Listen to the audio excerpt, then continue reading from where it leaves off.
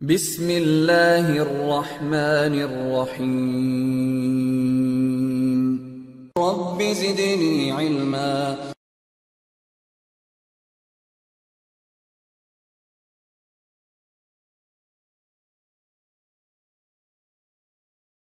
تو وہ کیا کریں صاحب، انہوں نے کسی سے پوچھا تو انہوں نے کہہ دیا کہ آپ تیمم کر دو، کیونکہ لگتا ہے ان کو یہ قاعدہ نہیں معلوم تھا، المیسور لا یسقط بالمعسور۔ جی ہاں، ان کے لیے کیا ہے پریشانی کہ سر جب بھیگتا ہے تبھی جا کر کے ان کا مسئلہ ہوتا ہے۔ اگر پہلے تو یہ دیکھا جائے گا کہ گرم پانی سے اگر نہانے سے بھی کیا پریشانی ہوتی ہے، ہاں اگر گرم پانی سے بھی پریشانی ہو رہی ہے، سر بھیگے تو پریشانی ہوگی ان کو، تو ٹھیک ہے، کہا جائے گا کہ یہ مشقت صرف سر کے تعلق سے ہے، جسم کے بقیہ حصے میں پانی لگے تو کوئی مسئلہ نہیں ہے، تو بقیہ جسم کا پورا حصہ دھو لے گا اور سر کے حصے کو چھوڑ دے گا، کیونکہ سر کا حصہ یہ کیا ہو گیا، مشقت ہے، پریشانی ہے اس کو دھونے میں، لیکن جسم کے بقیہ حصے کو دھونے میں کوئی پریشانی نہیں، تو اس لیے کیا کہیں گے، المیسور لا یسقط بالمعسور، جو میسر ہے، آسانی سے کیا جا سکتا ہے، وہ عبادت ساقط نہیں ہو جاتی، وہ واجب اور فرض ساقط نہیں ہوتا ہے مشقت کی وجہ سے۔ کہہ لیجئے کہ جو ہے دوسری جگہ پہ جہاں ادا کرنے میں اس عبادت کو مشقت ہے تو اتنے ہی حصے میں رخصت ہوگی، بقیہ حصے میں یہ رخصت نہیں ہوگی۔ اس قاعدے کے لیے ایک کنڈیشن ہے، وہ کنڈیشن بھی آپ کے سامنے، یعنی یہ قاعدہ کہاں اپلائی ہوتا ہے وہ بھی ہمارے سامنے رہنی چاہیے بات۔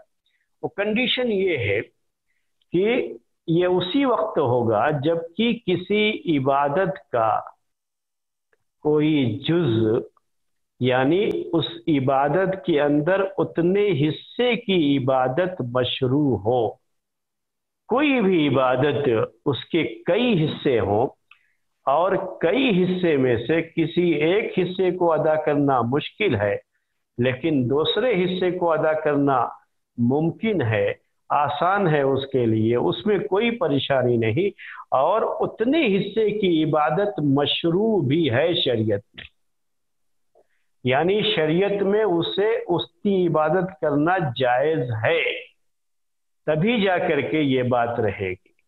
ایسی عبادت جس میں وہ عبادت مکمل ایک عبادت ہوتی ہے، اس کے اجزاء نہیں ہوتے، یعنی الگ الگ حصے اور ٹکڑے نہیں ہوتے، تو اس میں اگر اس کا کچھ حصہ بھی اس کے لیے مشقت بھرا ہوگا تو پوری عبادت ہی ساقط ہو جائے گی، وہاں پھر یہ مسئلہ نہیں آئے گا، یہ قاعدہ اپلائی نہیں ہوتا ہے۔ میں مثال دوں تو آپ کو سمجھ میں آئے گی وہ یہ بات جو ہے، جیسے روزے کا معاملہ، ایک آدمی کے لیے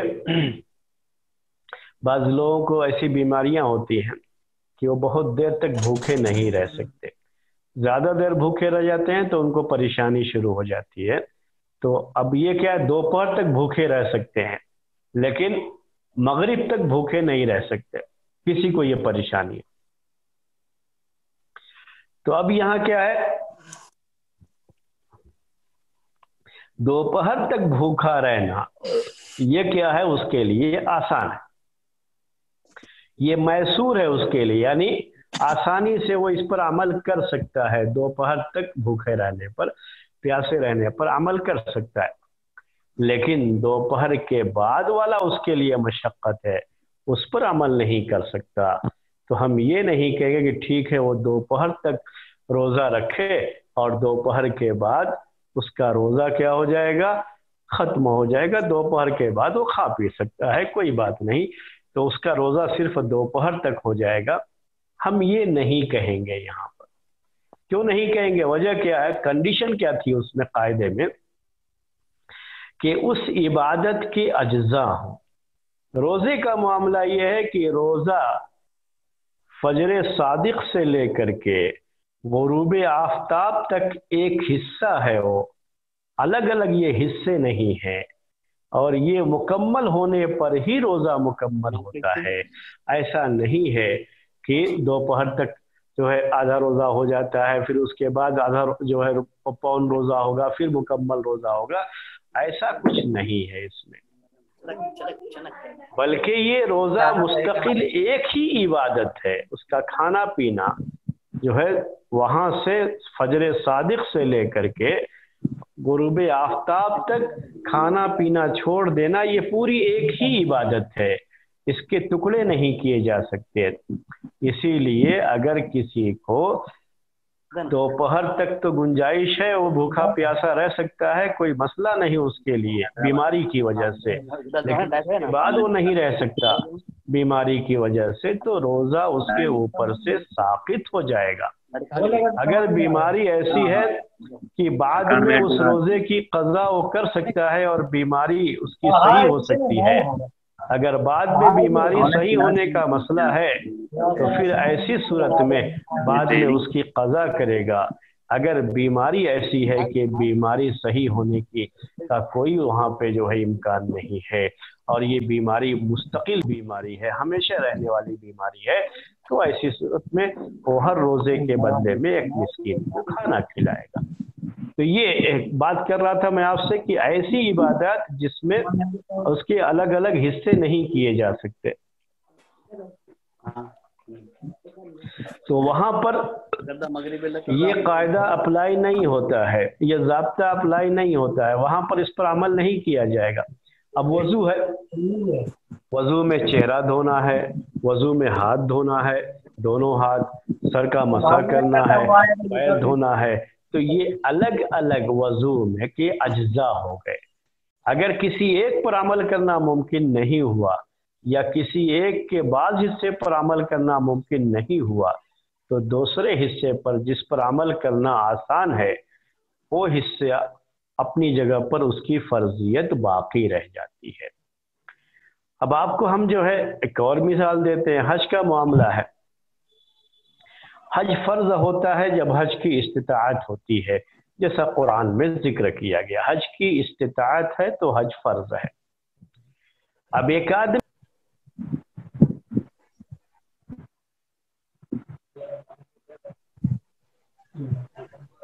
شیخ انمیوٹ کر لیجیے اپنے آپ کو.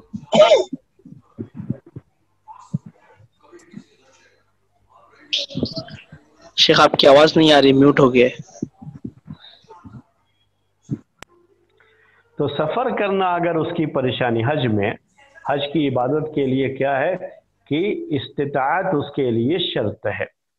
یعنی حج کی جس کے پاس استطاعت ہے، طاقت ہے، اسی پر حج فرض ہوتا ہے.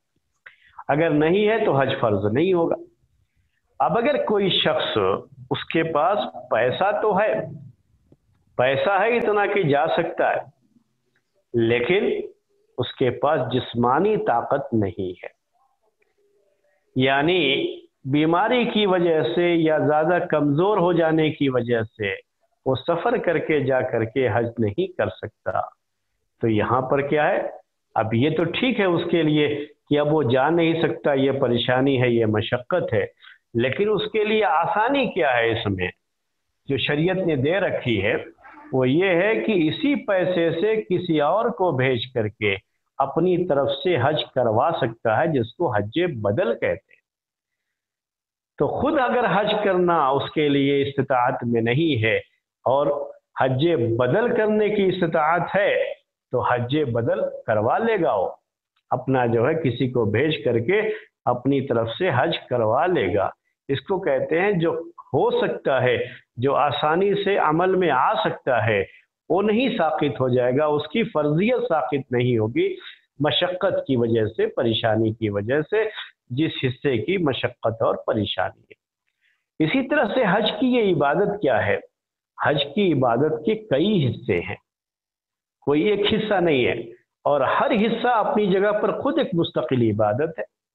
جیسے حج میں جائے گا تو طواف بھی کرنا ہے، سعی بھی کرنا ہے، عرفہ جانا ہے، مزدلفہ آنا ہے، مینا آنا ہے، پھر جو ہے جمرات جو ہیں ان کو کنکڑیاں مارنا ہے. تو اس کے بہت سارے کام. اب ایک آدمی حج کرنے گیا ہے، وہ طاقت نہیں رکھتا ہے، اتنی طاقت اس کو نہیں ہے کہ وہ तवाफ कर सके, इतना कमज़ोर है कि ये 7 चक्कर लगाना उसके बस का नहीं है। पैदल चलने की लोगों की आदतें ख़त्म होती जा रही हैं, तो आजकल नौजवान ही इतनी दूर जो है पैदल नहीं चल सकते, तो बूढ़े लोग कहाँ से चलेंगे। तो अब ये मसला है कि अब वो पैदल जो है उस तरीके से वो उतना कमज़ोर है कि वो नहीं चल सकता, तवाफ़ नहीं कर सकता, और दूर से तवाफ़ करना पड़े तो और मुश्किल हो जाती है, परेशानी हो जाती है। तो अब ये मशक्क़त है कि वो तवाफ़, असल यही होता है कि आदमी तवाफ़ करे पैदल बगैर किसी सवारी के तवाफ़ करे, असल यही है। लेकिन अब ये मशक्क़त है उसके लिए, परेशानी ये नहीं कर सकता, तो क्या है, किसी चीज़ पर उसको लेटा करके बैठा करके उसको तवाफ़ करवाया जाए तो ये जायज़ है। और चूंकि ये जायज़ है और ये उसके लिए मुमकिन है, आसानी से वो इस पर अमल कर सकता है, तो ये उस पर से साक़ित नहीं हो जाएगा। अब तवाफ़ ही साक़ित हो जाए ऐसा नहीं है, अपने पैर से चल करके तवाफ़ नहीं कर सकता, मजबूरी है, मशक्क़त है उसके लिए, और उसके पास इतनी ताकत नहीं है, तो ठीक है, वहाँ जो बाकायदा जो है इस तरह के इंतज़ामात जो किए गए हैं कि लोग चारपाई पर बैठा करके या लेटा करके तवाफ़ करवाते हैं, पैसा लेते हैं उसका, तो पैसा दे करके वो तवाफ़ करेगा उस तरह से। सफ़ा मरवा के दरमियान उससे ये करनी होती है, ये भी लंबा है और जो है 7 चक्कर हैं इसमें भी, जो कि बहरहाल आज के ज़माने के लिहाज से, पहले के ज़माने के लिहाज से कोई मुश्किल चीज़ नहीं लोगों के लिए, बूढ़े से बूढ़ा आदमी भी आराम से करता था। लेकिन अभी तो नौजवानों के लिए मुश्किल है, जिनके पास मसला ये है कि 2-4 मिनट के जो है फासले पर कदम पर जो है एक जो है आधा किलोमीटर भी मस्जिद नहीं होती है, तब भी वो पाँव से चल करके मस्जिद नहीं जाते हैं, बल्कि सवारी पर ही जाना पसंद करते हैं। तो अब जब इतनी आदत खत्म हो गई पैदल चलने की, तो अब उनको भारी लगता है वहां पे। अब अगर कोई नहीं चल सकता सफा मरवा के दरमियान, नहीं है उसके पास इतनी इस्तिताअत, तो इसकी वजह से, इस मशक्कत की वजह से वहां जो व्हील चेयर हैं, जो इंतजाम है इसका, उस पर बैठ करके वो ये सही करेगा सफा मरवा के दरमियान। ये चूंकि उसके लिए मुयस्सर है और आसानी से ये अमल कर सकता है, तो ये उसके ऊपर से साकित नहीं होगा, ये करना है बराबर उसको। ऐसे ही जो है जमरात को कंकड़ियां मारना होता है, बहुत भीड़ होती है, कमजोर आदमी है तो डर है कि कहीं जो है भीड़ में कुचल ना जाए, परेशानी है, और इसमें नियाबत जायज़ है। नियाबत का मतलब ये है कि दूसरा आदमी उसकी तरफ से जा करके कंकड़ मार सकता है, दूसरा आदमी कंकड़ उसकी तरफ से मार सकता है।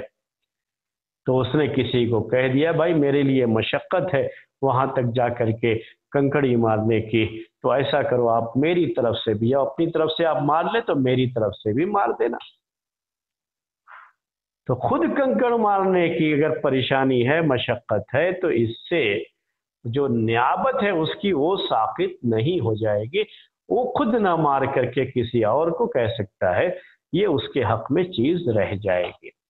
तो हमेशा ये याद रखिए, यही एक कायदा है कि अल मैसूर ला यस्कुतु बिल मासूर, कि मैसूर यानी जिस पर आसानी से अमल किया जा सकता है, वो वाजिब और फर्ज जिस पर आसानी से अमल किया जा सकता है, वो साकित नहीं होगा, यानी उसकी फर्जियत खत्म नहीं होगी, और वो जो है इंसान के जिम्मे से ये तकलीफ, ये फर्जियत, ये वजूब खत्म नहीं होगा उस मासूर की वजह से, या उस जो है हिस्से की वजह से जिसमें अमल करने में मशक्कत है, परेशानी है।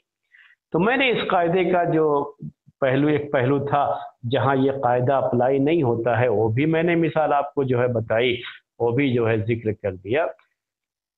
पहले बहुत सारी जो है इसमें कुरान में, हदीस में ये है कि उस गुनाह की वजह से कफ़ारा जो रखा गया है, तो कफ़ारे में एक जो है गुलाम आज़ाद करना, ये भी कफ़ारे में रखा गया। जैसे रमज़ान के महीने में बीवी के साथ रोज़े की हालत में बीवी के साथ हम बिस्तरी करना, بیوی کے ساتھ جو ہے ہم بستری کرنا، حق زوجیت جو ہوتا ہے، جو شوہر اور بیوی کا کے درمیان خاص حق ہوتا ہے، وہ جو ہے ادا کرنا، اس کو حرام قرار دیا گیا۔ اب ایک آدمی اپنی شہوت پر غالب، جو شہوت جو ہے اس پر غالب آ گئی، صبر نہیں کر سکا، اور رمضان کے مہینے میں دن کے وقت میں اپنی بیوی سے مل لیا، بیوی کے ساتھ جمع کر دیا۔ اب اس کا کفارہ، کفارے میں یہ ہے کہ اس کو گردن آزاد کرنا ہے۔ پہلے مطلب کیا ہے کہ کسی غلام یا لونڈی کو آزاد کرنا۔ اب اس کے پاس، فرض کر لیجئے اس کے پاس ایک غلام مل رہا ہے، مان لیجئے 10,000 کا، اور اس کے پاس 8,000 تو ہے لیکن 10,000 نہیں ہے، تو اب ہم یہ کہیں کہ ٹھیک ہے، وہ 8,000 جو ہے وہ اس غلام کے لیے 8,000 لگا دے گا، اور 2,000 کا وہ غلام باقی رہ جائے گا۔ یہ یہاں پر نہیں کہا جائے گا کہ جتنا ہے آسانی، اور جتنا اس کے پاس طاقت ہے 8,000 کی وہی دے دے گا اور ختم معاملہ، ایسا نہیں کہا جائے گا، کیونکہ غلام کی آزادی اس کے ٹکڑے نہیں ہیں، اجزاء نہیں ہیں، الگ الگ حصے نہیں ہیں اس کے، کہ جو ہے آپ نے ایک حصے کو آزاد کر دیا، 2 حصے کو آزاد، جب تک پورا غلام آزاد نہیں ہوگا تب تک یہ نہیں کہا جائے گا کہ غلام آزاد ہوا۔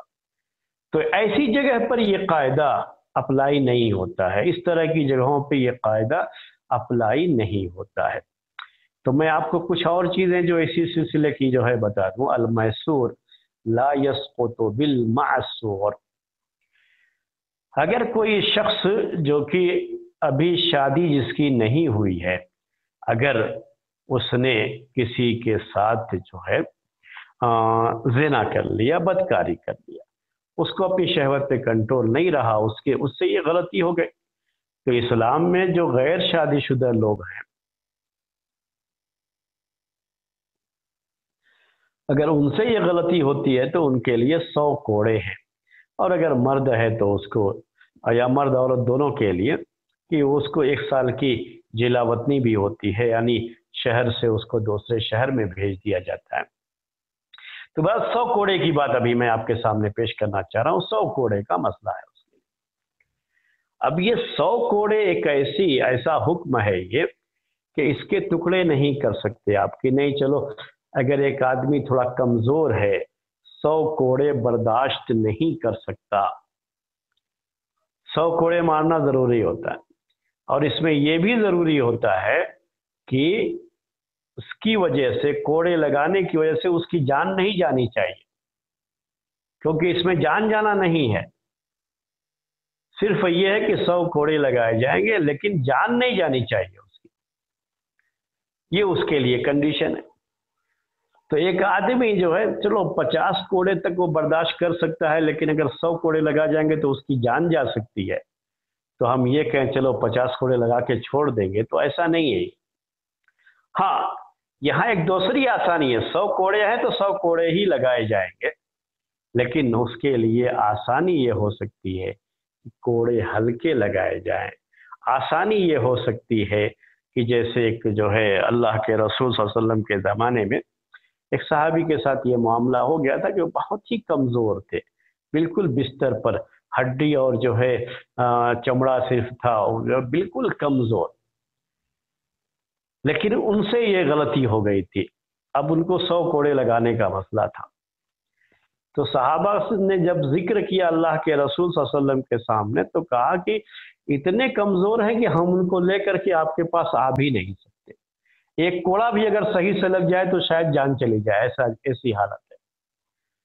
لیکن اللہ کے رسول صلی اللہ علیہ وسلم نے یہ نہیں کہا کہ چلو یہ جو ہے مشقت ہے ان کے لیے تو ان کو جو ہے کم کر کے 1-2 کوڑے جو سزا کر لی جائے یا سزا اور کم کر دی، ایسا نہیں کہا، بلکہ کیا کہا کہ آپ جو کاڑیاں ہوتی ہیں جھاڑو میں، آپ نے دیکھا کاڑیاں جو ہے جھاڑو، کاڑی کا جھاڑو جو ہے، جو کاڑیاں ہوتی ہیں ایسے ہی جو ہے 100 کاڑی کا ایک جھاڑو بنا کر کے اس میں 100 کاڑی ہو، اس کو جو ہے ایسے ہی ہلکے سے اس کی پیٹھ پر مار دو، بس یہ 100 پورے، گنتی 100 کی پوری ہو جائے گی اس طرح سے۔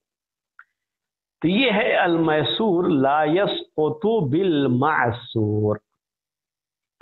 میں اب یہ تو آپ کے سامنے جو ہے اتنی جو ہے یہ مثالیں دی، اب آپ کو معاملات کے تعلق سے بھی ایک دو مثالیں دیتا ہوں۔ کسی نے دوسرے سے قرضہ لیا، دین، قرضہ، لون، قرضہ لیا کسی سے، فرض کے لیے 10,000 روپے لیے کسی سے قرضے میں۔ اب اس کے بعد اس کی حالت اور خراب ہو گئی، 10,000 ادا کرنا اس کے لیے مشکل ہے، نہیں ادا کر سکتا 10,000۔ اب کیا ہے، اب مسئلہ اس کے لیے کہ ابھی جس نے قرضہ دیا تھا اس کو کیا کرنا چاہیے کہ اس کو تھوڑا موقع دے دے، مہلت دے دے۔ ٹھیک ہے بھئی، آپ ابھی نہیں ادا کر سکتے تو آپ جو ہے میں آپ کو 6 مہینے کی اور مدت دیتا ہوں، آپ 6 مہینے کے بعد ادا کر دیجئے گا۔ تو اب یہ دیکھیے آسانی جو ہے اس میں کس کی ہوئی، صرف مدت کو بڑھا دیا، اس کے لیے ٹائم کو بڑھا دیا، لیکن وہ قرضہ اپنی جگہ پر باقی ہے اور وہ اس کو ادا کرنا ہے۔ تو یہ ایک، اب اس کو ادا کرنا 6 مہینے کے بعد اس کے لیے ادا کرنا ممکن ہو سکتا ہے، تو یہ آسانی سے اس کا ادا کرنے کا یہ ممکن ہونا، یہ اس کے اوپر سے ساقط نہیں ہو جائے گا ابھی قرضہ نہ ادا کر پانے کی وجہ سے۔ ابھی اس کے پاس ادا کرنے کی کوئی گنجائش نہیں ہے تو بالکل قرضہ ہی ساقط ہو جائے یہ ضروری نہیں، اس کو مہلت دی جا سکتی ہے، موقع دیا جا سکتا ہے تاکہ وہ بعد میں آسانی سے ادا کر سکے۔ اگر اس موقع دینے کے باوجود بھی اب کوئی شکل نہیں ہے کہ وہ قرضہ ادا کر پائے گا، ابھی بھی نہیں ہے، تب کیا ہوگا یہ کہ جس نے قرضہ دیا تھا اس سے یہ کہا جائے گا کہ بھئی جتنا اس کے پاس ہے وہ لے لو اور بقیہ معاف کر دو۔ تو جتنا ہے اتنا ادا کرنا یہ ساقط نہیں ہو جائے گا اس کے اوپر سے۔ جیسے مان لیجیے اس کے پاس 5,000 ہے، 10,000 نہیں تو 5,000 ہے، تو یہ 5,000 پہلی ذمہ داری اس کی یہ ہے کہ اس کو ادا کرے کہ یہ 5,000 اس کے اوپر سے اس کی ادائیگی ساقط نہیں ہو جائے گی۔ ہاں اگر بعد میں مزید 5,000 ادا کرنا اس کے لیے ممکن نہیں ہوا تو پھر اس آدمی سے یہ کہا جا سکتا ہے کہ آپ بقیہ جو ہے معاف کر دو، یہ معاف کرنے کے لیے کہا جا سکتا ہے اس کو، ورنہ پھر وہی ہوگا کہ مہلت دے گا اس کے لیے۔ تو یہ قاعدہ تھا، میں نے آپ کو جو ہے اس قاعدے کے بارے میں اس کی وضاحت، اس کی شرح میں نے کر دی ہے۔ المیسور لا یسقط بالمعسور، کہ جتنا عمل کرنا آسانی سے ممکن ہے تو وہ ساقط نہیں ہو جائے گا عمل کے بعض حصے میں مشقت ہونے کی وجہ سے۔ تو جتنے حصے میں مشقت ہے، پریشانی ہے، اس کو چھوڑ دیا جائے گا، بقیہ حصہ جو آسانی سے عبادت کا یا کوئی بھی حکم جو شریعت کا ہے اس کو بجا لانا اگر ممکن ہے تو اسے بجا لایا جائے گا، وہ ذمہ داری اور وہ وجوب اور وہ فرضیت باقی رہے گی، وہ ساقط نہیں ہوگے۔ اب اس جو ہے قاعدے کی دلیل کیا ہے؟ اکثر یہ مسئلہ رہتا ہے کہ آپ کہہ رہے ہیں کہ ایسا ہے شریعت میں، یہ قاعدہ ہے، یہ اصول ہے، یہ ضابطہ ہے، تو پھر اس کی دلیل کیا ہے؟ اس کے بارے میں ایک بڑی مشہور حدیث ہے، اللہ کے رسول صلی اللہ علیہ وسلم کی، ہمارے پیارے نبی کی یہ پیاری حدیث جس کے راوی ہیں ابو ہریرہ رضی اللہ تعالی عنہ۔ ابو ہریرہ رضی اللہ تعالی عنہ حدیث بیان کرتے ہوئے کہتے ہیں کہ میں نے اللہ کے رسول صلی اللہ علیہ وسلم کو یہ کہتے ہوئے سنا ہے کہ اذا امرتکم بامر او بشیء فاتوا منه ما استطعتم واذا نهیتکم عن شیء فاجتنبوه، کہ جب میں تمہیں کسی بھی بات کا حکم دیتا ہوں، کسی بھی عبادت کو انجام دینے کا حکم دیتا ہوں، کوئی بھی فرض میں بیان کرتا ہوں، حکم دیتا ہوں کہ یہ انجام دو، اسے بجا لاؤ، تو اس میں یہ ہے کہ فَأْتُوا مِنْهُ مَسْتَطَعْتُمْ، جتنی تمہارے پاس طاقت ہے، استطاعت ہے، اتنا تم اس پر عمل کرو، اتنا عمل کرو، اپنی استطاعت بھر اس پر عمل کرو۔ یہ اللہ کے رسول صلی اللہ علیہ وسلم کا فرمان۔ تو جتنے حصے پر عمل کرنے کی استطاعت ہے اتنے حصے پر عمل کرنا یہ حکم باقی رہتا ہے، اور جتنے حصے پر عمل کرنے کی طاقت نہیں ہے وہ اللہ تعالیٰ کی طرف سے معاف کر دیا جائے گا، اور قیامت کے دن اس کے بارے میں سوال نہیں کیا جائے گا، اس لیے کہ آدمی کو اس عمل کی طاقت نہیں تھی۔ لیکن جس عمل کی طاقت ہے تو اپنی طاقت بھر، اپنی قدرت بھر جو بھی میں تم کو حکم دیتا ہوں اسے بجا لاؤ۔ جیسے نماز کا معاملہ بھی آپ کے سامنے آیا، کھڑے ہو کر کے نہیں پڑھ سکتے تو بیٹھ کے پڑھے، اور کہا اس کے بعد کہ اور جب میں کسی چیز سے منع کروں تم کو تو اس کو چھوڑ دو، اسے چھوڑ دو، اس سے باز رہو، اس کے قریب مت جاؤ، اس پر عمل نہ کرو۔ تو اس میں یہ نہیں کہا، طاقت والی بات نہیں کہی اس میں، کیونکہ چھوڑنے میں طاقت کا معاملہ نہیں آتا ہے بلکہ عمل کرنے میں طاقت کا معاملہ آتا ہے۔ اسی لیے ہم نے شروع ہی میں بات آپ سے کہہ دی تھی کہ اس پورے قاعدے کا تعلق صرف فرائض اور واجبات سے ہے، اس کا تعلق جو ہے حرام سے نہیں ہے۔ حرام کا کیا ہوتا ہے؟ جو بھی جو ہے چیز حرام ہے اس سے بچنا ہے، اس پہ طاقت اور غیر طاقت کا مسئلہ آتا ہی نہیں ہے، کتنی استطاعت ہے کتنی نہیں ہے یہ مسئلہ نہیں آتا ہے، وہ تو صرف مجبوری ہوگی، اور اپنی زندگی بچانے کے لیے مجبوری کی وجہ سے کوئی حرام چیز حلال ہوتی ہے، جس کا قاعدہ پہلے آپ کے سامنے آ چکا، الضرورات تبیح المحظورات۔ لیکن جہاں تک اوامر کی بات ہے، اوامر کا مطلب یہ عربی کا لفظ ہو گیا، تھوڑا مشکل ہو سکتا ہے تو میں اس کو وضاحت کر دوں۔ اوامر کا مطلب یہ کہ جن باتوں کا ہمیں حکم دیا گیا ہے، چاہے یہ حکم قرآن میں ہو یا یہ حکم رسول کے فرمان میں ہو، اللہ کے رسول صلی اللہ علیہ وسلم کی احادیث میں ہو، ہمیں جس کا حکم دیا گیا ہے اس میں ہمارے لیے یہ گنجائش رکھی گئی ہے کہ ہماری جتنی طاقت ہے اپنی طاقت کے لحاظ سے ہم اس پر عمل کریں۔ اگر آدمی معذور ہے، اس کو اتنی طاقت نہیں ہے کہ اس پر پورے طریقے سے عمل کرے، تو جس حد تک اس کی طاقت ہے اس حد تک اس کو اس پر عمل کرنا ہوگا، اس پر عمل کرنا ضروری ہے۔ تو یہ مشہور حدیث یہی اس قاعدے کی کیا ہے؟ دلیل ہے۔ ویسے یہ حدیث جو ابھی میں نے پیش کی آپ کے سامنے یہ صحیح مسلم کی حدیث ہے، اس لیے صحیح حدیث ہے، حدیث کے اوپر کوئی کلام نہیں۔ تو یہ اس قاعدے کی دلیل ہے۔ اس قاعدے کی دوسری دلیل اللہ کے رسول صلی اللہ علیہ وسلم سے آپ کے ایک مشہور صحابی عمران بن حسین رضی اللہ تعالی عنہ، جن کو بواسیر کی بیماری ہو گئی تھی، بواسیر کی بیماری ہو گئی تھی ان کو، تو اس کی وجہ سے ان کو پریشانی تھی، بیمار تھے، کافی دنوں تک ان کی بیماری رہی، پریشانی تھی نماز وغیرہ کے تعلق سے۔ تو آپ نے ان سے کہا کہ اگر تم کھڑے ہو کر کے نماز نہیں پڑھ سکتے تو بیٹھ کر کے پڑھو، اگر بیٹھ کر کے نہیں پڑھ سکتے تو اپنے پہلو پر لیٹ کر کے نماز پڑھو۔ تو یہ جو ہے آپ نے جو ان کو بتایا کہ اگر یہ نہیں کر سکتے تو یہ کر لو، یہ اسی کو کہتے ہیں کہ جتنی استطاعت ہے، جتنی طاقت ہے، اس طاقت بھر اس عبادت کو بجا لانا، اس جو ہے حکم کو بجا لانا، یہ اس کے اوپر فرض رہتا ہے۔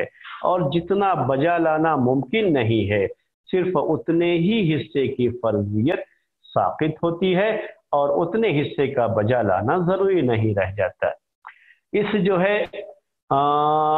قاعدے کے اور بھی جو ہے دلائل میں سے ایک دلیل جو ہے قرآن کی یہ آیت بھی ہے، لا یکلف اللہ نفسا الا وسعها، کہ اللہ تبارک و تعالیٰ نے کہا کہ اللہ تبارک و تعالیٰ کسی نفس کو مکلف نہیں کرتا مگر اتنا ہی جتنی کہ اس کے پاس طاقت ہے۔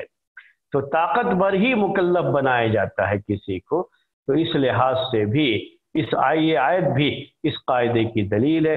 اسی طرح سے قرآن میں یہ بھی ہے अल्लाह तबारक व तआला ने कहा फत्तकुल्लाह मस्तताअतुम, फत्तकुल्लाह मस्तताअतुम, जितनी तुम्हारे पास ताकत है उसके लिहाज से अल्लाह का तकवा इख्तियार करो, यानी उसी लिहाज से तुम उसे बजा लाओ जो तुम्हारी ताकत के बाहर है, उसको छोड़ो।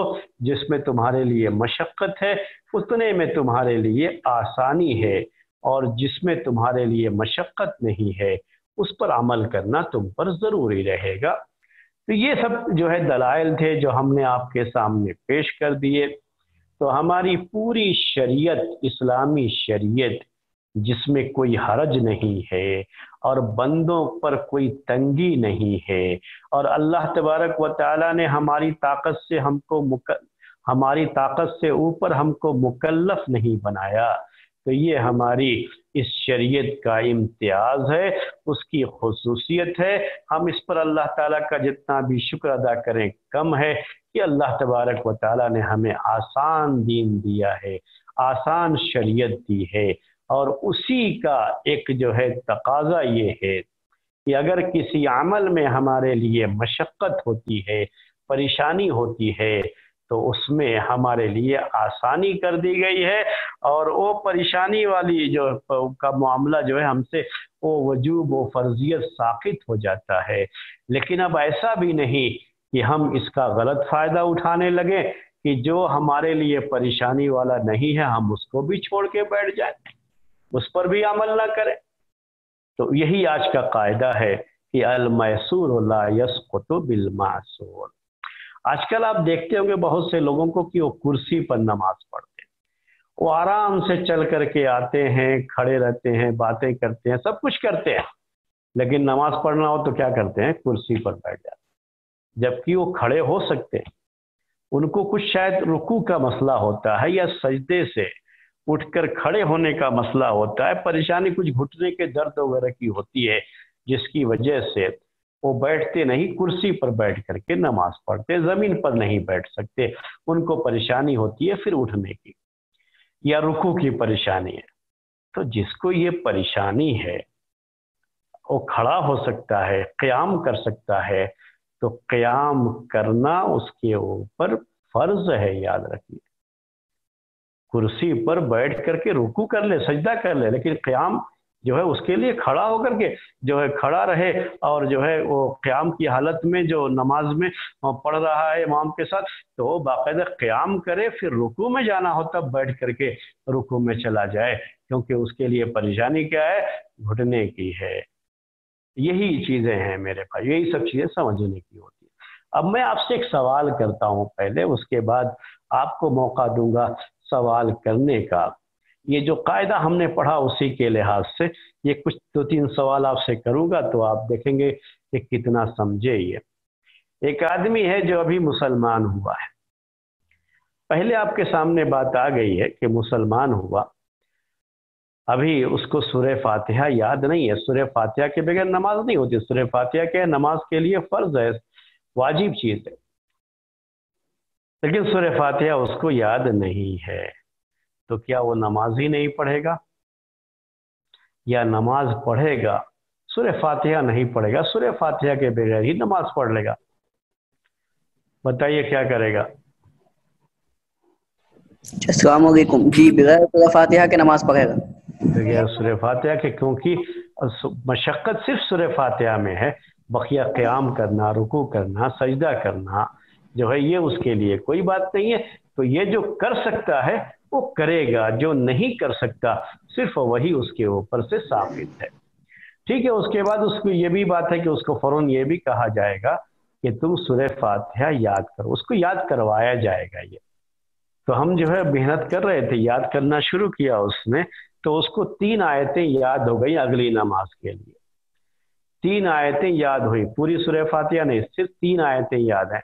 अल्हम्दुलिल्लाह रब्बिल आलमीन अर्रहमानिर रहीम मालिकी यौमिद्दीन, यहाँ तक तो याद हो गया, बकिया याद नहीं है।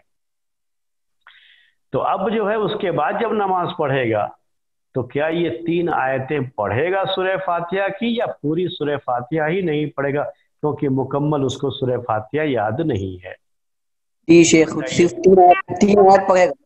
3 آیت پڑھے گا تو جی اس کا مطلب کہ قاعدہ آپ کو سمجھ میں آ گیا ہے. یہی ہے یہ قاعدہ جو ہے کہ اب جتنا کر سکتا ہے 3 آیت اس کو یاد ہو گئی, 3 آیت پڑھ سکتا ہے, تو اب یہ 3 آیت اس کے اوپر سے ساقط نہیں ہوگی, کیونکہ سورہ فاتحہ ایسی چیز کوئی نہیں ہے کہ جو الگ الگ, اس میں الگ الگ آیتیں ہیں پوری جو ہے اس کی, چونکہ الگ الگ آیتیں ہیں تو اس کے لحاظ سے 7 آیتیں اس کی, تو اس کے لحاظ سے جتنی بھی آیتیں یاد ہیں اس کے لحاظ سے وہ پڑھنا اس کے اوپر ضروری ہو جائے گا. یہ ہے میرے بھائیوں جو ہے اس قاعدے کا مطلب, آپ کو جو ہے اتنا قاعدہ سمجھ میں آیا. اب جو اس کے یعنی بات جو ہے اسی پر جو ہے ہم یہ ختم کر رہے ہیں, اور آپ کو اب موقع دے رہے ہیں, 10 منٹ کا ٹائم ہے, اگر کوئی سوال ہو تو آپ سوال کر سکتے ہیں. جی جی شیخ, میرا ایک سوال ہے. ہاں بولیے. 3 سوال ہے, میں پہلے والا سوال کر لیتا ہوں کہ کرسی میں بعض لوگ جو نماز پڑھتے ہیں ابھی وہ کھڑے ہوتے ہیں لیکن کندھا نہیں ملاتے, وہ تھوڑا آگے نکل کے بیٹھتے ہیں, اور جی ہاں, جب کیونکہ وہ کندھا نہیں ملا سکتے اس لیے کرسی کو لاسٹ میں رکھنا چاہیے تاکہ صف کا مسئلہ نہ پیدا ہو. نہیں وہ کھڑے ہوتے کرسی ہیں. پر جو لوگ نماز پڑھتے ہیں نا جماعت میں, تو جی کرسی بالکل لاسٹ میں رکھنا چاہیے. لاسٹ مطلب کہ صف کے بالکل لاسٹ میں, تاکہ ان کی وجہ سے دوسرے لوگوں کی نماز کا مسئلہ, جو صف کو برابر کرنے کا مسئلہ ہے, وہ مسئلہ پیدا نہ ہو. تو جب وہ لاسٹ میں تھوڑا آگے کھڑے ہوں گے تو کوئی مسئلہ نہیں ہے پھر اس میں. تو اب وہ جو ہے دوسری شکل یہ کہ کرسی کو پیچھے کر لے, تو پیچھے کرنے میں مسئلہ ہے کہ پیچھے جو آدمی رہے گا پھر اس کو پریشانی ہوگی. تو یہ سب چیزوں کو دیکھ کر کے فاتقوا اللہ ما استطعتم کے تحت کیا ہے, وہ وہاں پہ تھوڑا آگے ہی صحیح, وہ پہلے کھڑا ہوگا, قیام کرے گا, جب رکوع سجدہ کرنا رہے گا تو بیٹھ جائے گا کرسی پر. جی اور بولیے. دوسرا سوال یہ ہے کہ اگر روزے کوئی نہیں رکھ رہا ہے, یعنی کہ اس قاعدے کے تحت, کیا وہ فدیہ دے گا یا نہیں دے گا؟ یہ تو مسئلہ ہے نا, آپ کے سامنے بتایا تھا نا کہ روزہ ایک ایسی عبادت ہے کہ اس میں ایسا نہیں ہے کہ اگر دوپہر تک رکھ سکتا ہے تو رکھے گا, اتنا رکھ کر کے جو ہے پھر کوئی یہ اور جو ہے اس میں یہ مسئلہ نہیں رہتا ہے. اگر روزہ رکھنے کی طاقت نہیں ہے اس کو, اور بیماری ایسی ہے کہ بیماری سے اچھے ہونے کی امید بھی نہیں ہے, تب وہ ہر روز کے بدلے میں ایک مسکین کو کھانا کھلائے گا. اس کے لیے یہ ہے, روزے کے بدلے میں اللہ تبارک و تعالیٰ نے اس کے لیے یہ رکھا ہے. جی اور شیخ ایک تیسرا سوال یہ ہے, میرے بھائی کی طرف سے ہے. میرے ایک بھائی ہے, وہ کہہ رہے ہیں کہ بعض حنفی کے نزدیک یہ ہے کہ صلاح کا جو ہے وہ توبہ ہے, اور روزہ کا جو ہے وہ قضا ہے. تو صلاح زیادہ اہمیت ہے یا روزہ کی زیادہ اہمیت ہے؟ صلاح کا کیا ہے؟ صلاح کا اہمیت زیادہ ہے یا پھر روزے کا؟ کیونکہ روزہ جو ہے وہ ادا کر رہا ہے, لیکن نماز کا کوئی ادائیگی نہیں ہے, صرف توبہ ہے. نہیں, آپ جو ہے اگر کسی نے نماز چھوڑ دیا ہے, کہنا یہ چاہ رہے ہیں؟ جی ہاں جی. ہاں, روزے کی بھی کوئی قضا نہیں ہے اگر روزہ ایسے ہی چھوڑ دیا ہے تو. اصل مسئلہ یہ سمجھنا ہے آپ کو, میں بتا دوں پہلے کہ ایک ہوتا ہے کسی عذر کی وجہ سے چھوڑ دیا تو روزے کی قضا ہے. اگر کسی شخص نے کوئی روزہ جان بوجھ کر کے بغیر کسی عذر کے چھوڑ دیا تو اس کی کوئی قضا نہیں ہے, توبہ ہی ہے پھر اس کے لیے. وہ تو مسافر تھا اس لیے چھوٹ گیا تو بعد میں قضا کرے گا, بیمار ہے تو بعد میں قضا کرے گا, عورت جو ہے حیض کی حالت میں ہے تو بعد میں قضا کرے گی. تو یہ ہے قضا کرنے کا, سمجھ رہے ہیں. لیکن جو ایسے ہی جان بوجھ کر کے چھوڑ دے اس کے لیے کوئی قضا نہیں ہے روزے میں بھی. اور جیسے بہت سے لوگ روزہ نہیں رکھتے ہیں, حالانکہ طاقت ہے رکھنے کی, لیکن جیسے اسلامی بہت ساری عبادات آدمی چھوڑتا ہے تو ویسے روزے کو بھی اہمیت نہیں دیتا. نماز کا معاملہ کیا ہے کہ اگر کسی شخص نے, اس کو کوئی عذر تھا, اس کی کوئی نماز چھوٹ گئی عذر کی وجہ سے, تو اسے بھی قضا کرنی ہے. بعض لوگ اسے قضا کہتے ہیں, بعض لوگ اسے ادا کہتے ہیں, یہ فرق ہے, لیکن کرنا ہے. جیسے जावेद सिद्दीकी साहब अपना सवाल कीजिए। हाँ, मैं आपको पूरे कर दूं पहले ये जवाब। जैसे जो है मैं क्या कह रहा हूँ आपको कि एक आदमी रात को सोया, इरादा था फजर की नमाज को उठने का, लेकिन नहीं उठ पाया और सूरज निकलने के बाद उठा तो फजर का वक्त खत्म हो गया। तो जैसे ही सो करके उठा है वैसे ही वो नमाज पढ़ेगा फजर की। तो इसको बाज़ लोग कज़ा कहते हैं, बाज़ लोग अदा कहते हैं। तो कज़ा तो यहाँ पर भी जब उज़्र की वजह से हुआ है, तो कज़ा तो नमाज में भी होती है जब उज़्र की वजह से हुआ है। उसी तरह से नमाज के अंदर ये भी मसला है कि नमाज का ये मसला कि भूल गए। अब घर में जब नमाज पढ़ रहे हैं, लॉकडाउन में पढ़ते थे, तो कभी ऐसा हुआ कि ठीक है हम पढ़ेंगे, 10 के बाद पढ़ लेंगे, उसके बाद किसी काम में लगे, फिर उसके बाद सो ही गए, याद ही नहीं रहा इशा की नमाज पढ़ने का। अब कल दूसरे दिन याद आया तो क्या है कि जैसे ही याद आए वैसे ही वो नमाज उसे पढ़नी है।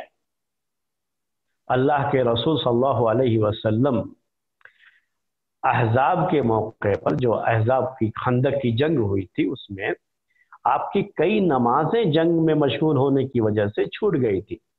ज़ोहर, असर, मगरिब, आपने सब सूरज डूबने के बाद जो है सारी ये नमाजें पढ़ी।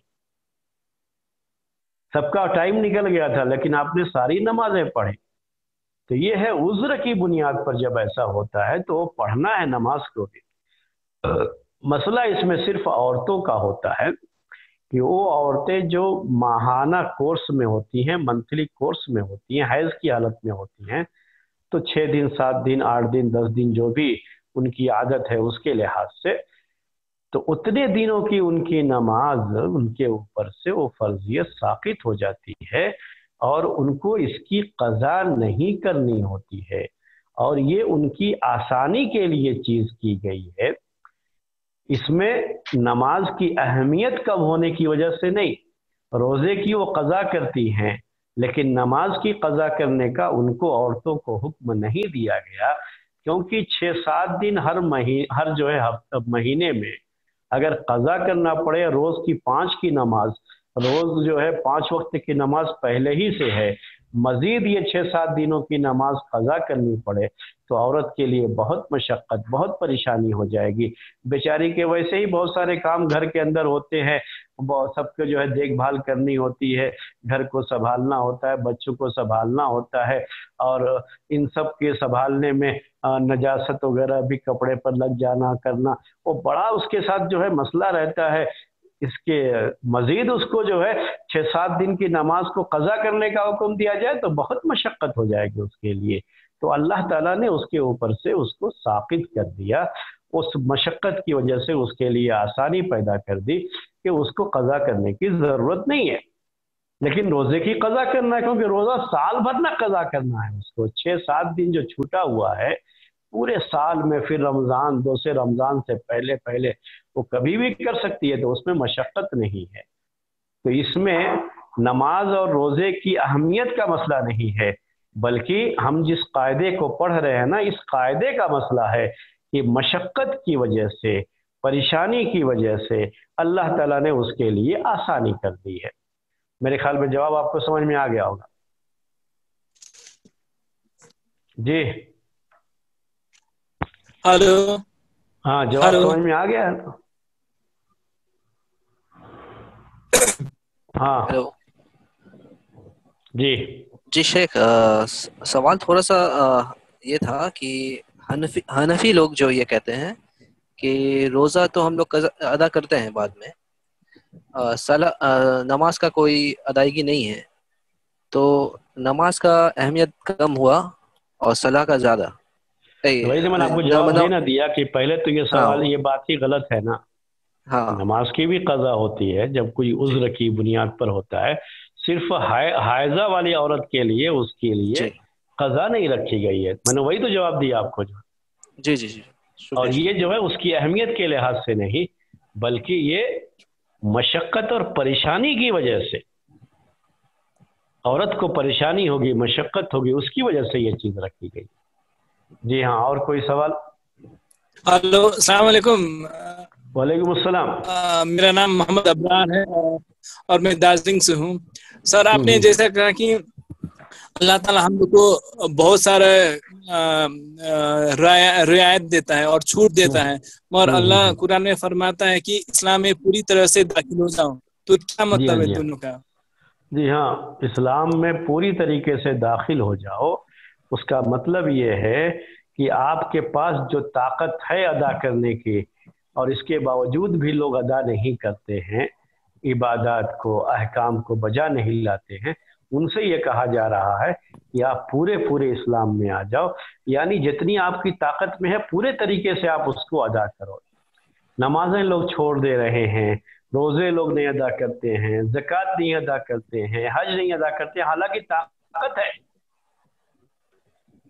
तो उनसे ये कहा गया है, बकिया जिनको मशक्क़त और परेशानी है उनके लिए जो आसानी पैदा की गई है, ये तो पूरा पूरा इस्लाम, उसको आसानी को लेना ये भी पूरे इस्लाम में दाखिल होने में आता है। जी खैरन। हाँ चलिए साहब, अब टाइम हो गया तो इंशाल्लाह फिर कल आपसे मिलेंगे। आज का दर्स इसी पर ख़त्म करते हैं। सुब्हानक अल्लाहुम्मा व बिहम्दिका अशहदु अल्ला इलाहा इल्ला अंता अस्तगफिरुका व अतूबु इलैक।